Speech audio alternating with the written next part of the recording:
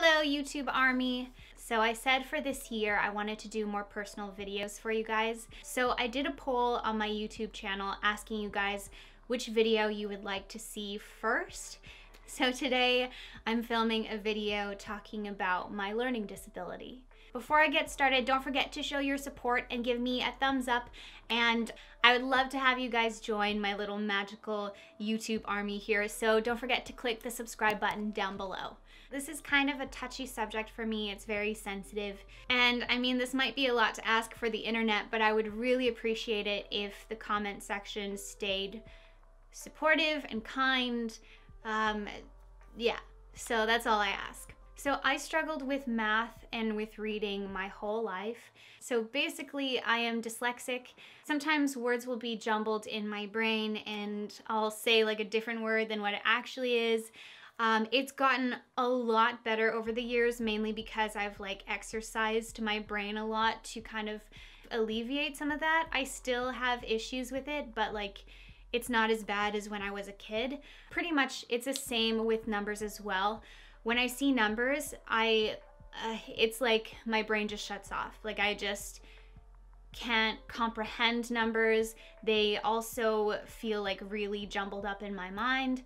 And it's honestly really embarrassing. Even to this day, it can be. So going into my story of growing up with my learning disabilities and just trying to cope with it, I'm going to kind of do like a little chronological order, like story time. The time that I really remember struggling with learning in school was probably at the age of 7, so in grade 2. And what happened was me and my family had moved away from the city that we were living in to a like smaller city, and I went to this French immersion school. For those of you who don't know what French immersion is, it's basically like a school where they teach you English and French, but it's like kind of mixed in between. So I went to this French immersion school and the school year had already started. I can't remember where, I'd have to ask my dad when exactly we went into that school, but like the school year had already begun. So I was the new kid, and I was separated from my twin sister. So my sister was in another class and I was in this horrible, awful class. So this second grade teacher, his teaching style didn't mesh with me. Like he didn't click with me. I didn't understand anything that he was teaching, really. He almost wasn't very sympathetic. He almost like, I don't know, there was something with him where he just like felt so frustrated. He didn't have any patience with me. I was also really shy as a kid, like very shy. I think I was exceptionally quiet in those years because I had shut down. Although the kids were fine, like the kids didn't bully me, except for maybe one girl, but I mean, whatever. But it was mainly the teachers I had issues with. So let's say we were in a math class and this teacher would purposefully call on me to answer a question. And I don't know if it was his way of challenging me, but clearly I didn't know a thing he was saying. He might as well have been teaching a totally different language because it was just gibberish to me. And when I didn't know the answer, he would like laugh at me. And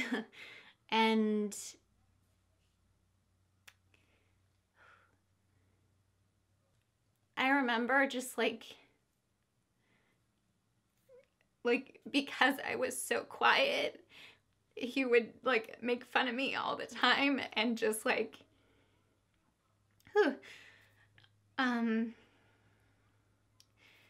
because I was so quiet, he would kind of use that to humiliate me in front of the class even further. So, like, it was awful. And even, like, as an adult, like, I still remember that time, and it was just, like, poor kid, like, I don't know, like, I get that as an adult, he was probably really frustrated that his teaching style wasn't helping me. But I don't know, there were better ways to treat a child than to humiliate them in front of the class and make her feel stupid.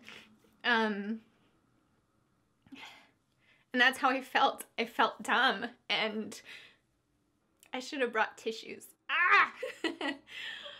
So even though he probably didn't realize that he was embarrassing me in front of the class, I don't know, maybe he did realize that, but I was embarrassed. Like, I didn't want to go to school every single day. I just didn't want to go to school. And like, me as an adult now, I don't fault this teacher for his teaching style. Everyone has their own style, but there were better ways than to get angry at me if I didn't understand something, or to embarrass me in front of my classmates and make me afraid to go to school every day. The next year, in the 3rd grade, I was changed to a different class, thank God. But unfortunately, my sister ended up getting my teacher in the 2nd grade. And my sister and I had very similar issues. I'm not going to go into detail on her part of the story because that's for her to talk about. But yeah, in the 3rd grade, I tried really hard to hide the fact that I was struggling with numbers and with reading. And another part of the story was there was like a parent-teacher conference, and there was one specific, I think she was like a teacher's assistant or something like that. My dad went into this parent-teacher conference to talk to some of my teachers, and he ended up talking to this TA, and this horrible, horrible woman. Like, there must have been something going on in her personal life because she was no ray of sunshine. So this woman told my dad that I would not amount to anything. And I'm not sure what my dad's reaction was. He was obviously very angry about that. Clearly, because, like, you know, I'm his baby. But so after that, my dad decided to pull me and my sister out of that school. And I remember when he said, do you want to change schools? Do you want to go to this school instead? And me and my sister were like, yes, yes, yes, as if it's like, as if it was like Christmas morning. Like, we were so excited to get out of that school. And the school that we decided to switch over was an all French school. So the only thing that was in English was English class. That's it. Everything else was in French. And it was a really small school, and the grades went to like kindergarten to grade 12. So we decided to try this school and see if, you know, their teaching style's better and like the teachers are better and all that stuff. And they ended up being wonderful teachers, and I think maybe because the school was so small that they were able to give students the individual attention they needed. So I was basically in this school from age 9 to age 14, and I tried to hide the fact that I was struggling in school throughout all of my school years. And obviously this school could tell that there was something going on with me, and so they were able to give me the individual help I needed. Although I have to say, I hated it because I felt different from everyone else. And it was also really embarrassing to have my classmates know that I was getting extra help in specific subjects. And also I remember like reading out loud for English class. I would try so hard to like hide and make sure that the teachers never saw me and would never call on me to read out loud, because I would always be stumbling over words and unsure how to pronounce certain words that seemed to have been fairly easy for someone who is fluent in English, but it wasn't easy for me. What's interesting is some people don't understand that people with learning disabilities, especially when it comes to reading out loud and things like that, people with dyslexia, it's not that they don't read. I loved reading. I read all the time. Books were like my best friends growing up, but the more I read, didn't really change the fact that I was slower at reading than everyone else. And also exams and tests were really stressful because I found that it took me longer to like read the questions and try to understand it in my brain and then answer the questions. I always found that I was one of the last ones to finish a test, and it was really stressful. So even though I felt embarrassed getting extra help, I do really appreciate this school for what they did for me. By the time I got to grade 9, I wanted a kind of real high school experience. Because the school was so small, I felt like there were certain things I was missing out on. Like I wouldn't have a proper prom, and I really wanted that. I wanted to be involved in like the school plays. Even though I was a shy kid, there was something about theater that I just loved, that just drew me in, and it was something I was just naturally good at. So in grade 10, I decided to change schools and go into a bigger high school. And this was a French immersion high school. My first day of that school was riddled with anxiety because on my first class, I realized that there were kids there that were from my old school with like the horrible teachers. That just brought up a bunch of like past insecurities I had, and I was like, oh God, they're gonna remember me. And some of them actually did. And one of the boys there said to me, hey, do you remember this teacher? And I said, of course I do. I'm not a fan.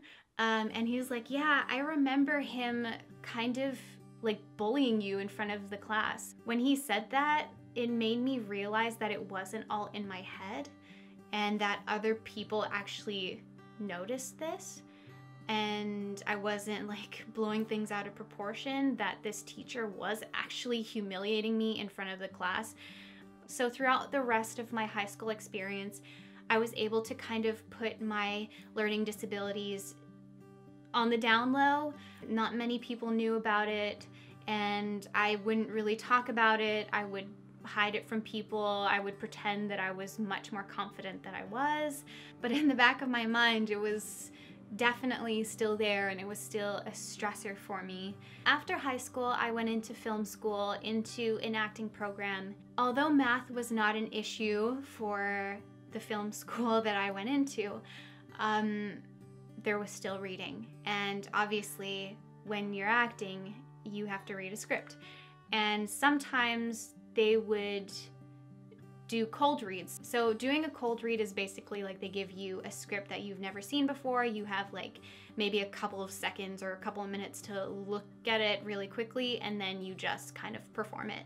That gave me so much stress, and I would try to avoid that as much as I possibly could. But one particular class, I couldn't. So my acting teacher, who was a very interesting personality, he gave me a script that I hadn't even had a chance to read, and told me to go up with my friend. This particular play had very strange writing as well. Like it was still a modern play, but it was worded in a very bizarre way. It's hard for me to explain, but it was very difficult for me to read. So I was struggling the entire time. I could barely get out a sentence without like fumbling over my words and being almost confused and just like not knowing what I'm saying. I couldn't even concentrate on what was going on in the scene because the letters just didn't make sense in my brain with this particular play. As each sentence went on, I was falling more and more into this kind of humiliated state that was so familiar to me as a child.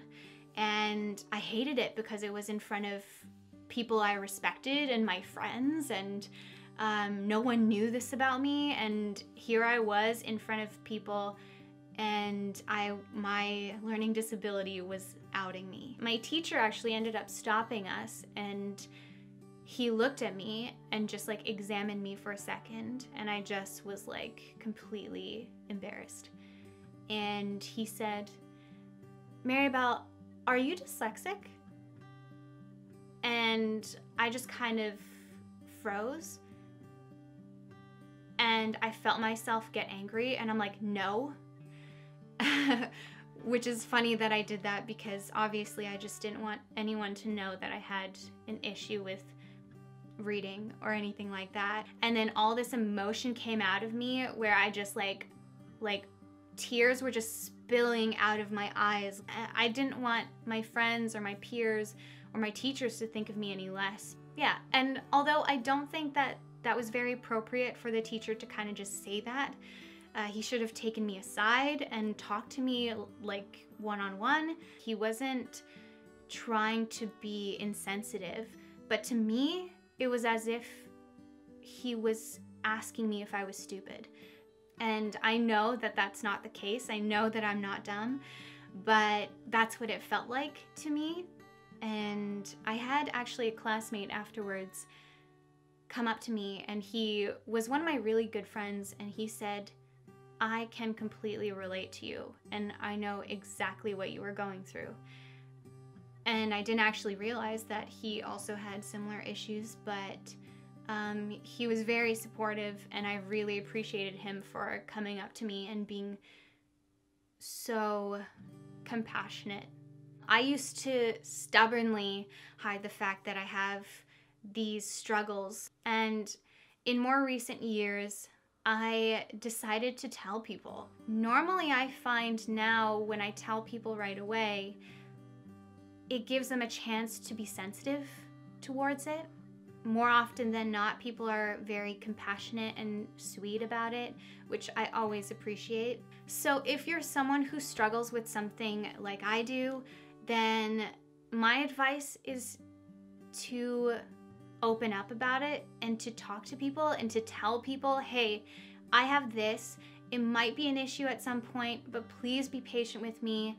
I'm going to work through it." And you'll find that people are a lot kinder about it than if you just shut up and hide it from people. To this day, I have certain trigger words like stupid or dumb, like those words really bother me. And when people say things like "you are such an intelligent young woman" and all that stuff, I'm like, really? Thanks, but I don't think so, but thanks. Like, I find myself kind of talking myself down a little bit, and it's gotten better, but I need to stop doing things like that, because I know I am smart. I know I have my strengths in other things, but this is just like the one thing that is my weakness, and I have learned to embrace the fact that this is something I have to deal with. So to wrap this up, I wanted to say to those of you who struggle with a learning disability or anything that's similar to this, please know that you're not alone. You might find that in a room full of people, there might be someone who actually can relate to you.